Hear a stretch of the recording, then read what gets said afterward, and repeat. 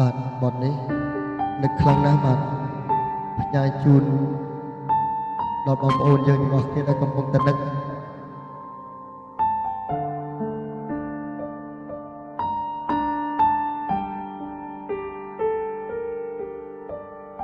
នៅ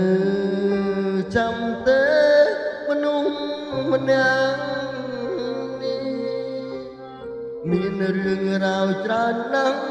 ធ្លាប់សាងរួមគ្នាខ្ញុំចាំថាពាក្យចុងក្រោយគឺពីលីហើយយើងក៏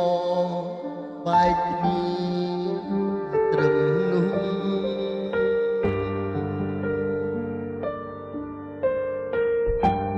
ព្យាយាមខំបំភ្លេចចេញពីអតីតខំបំភ្លេចរឹតនឹកគិតត្រានលឹងដើមគ្រប់វិនាទីពេលដងហើយក៏ចាប់ផ្ដើមលឹកគេ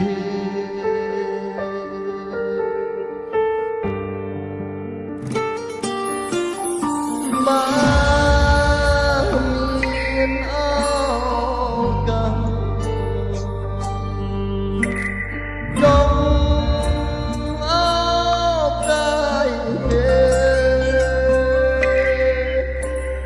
ទោះក្នុងនាមជាវ័យក៏បានដែរសូមពេលក្បែរត្រឹមមួយនាទីនឹកអូនខ្លាំងណាស់ដឹងតែពុំយប់ត្រូវសន្សើមខ្លាំងទឹកភ្នែកសោកនឹកពុំមានធ្លាប់ថ្នាក់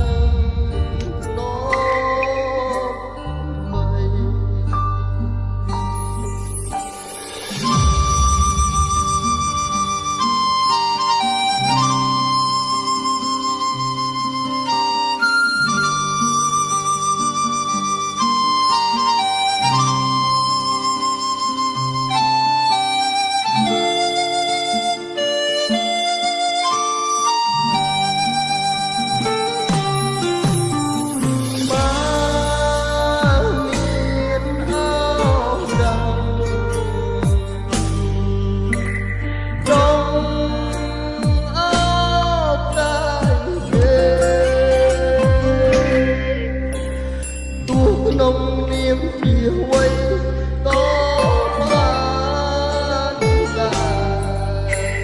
សូមពេលក្បែរត្រឹមមួយ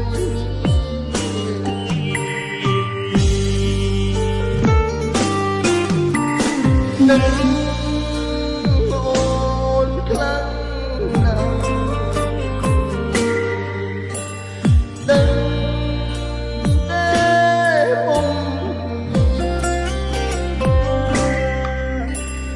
យប់ត្រូវសន្សើមខ្លាំងទឹកភ្នែកសោកនឹងពុំមានធ្លាប់ថ្នាក់ធ្លាប់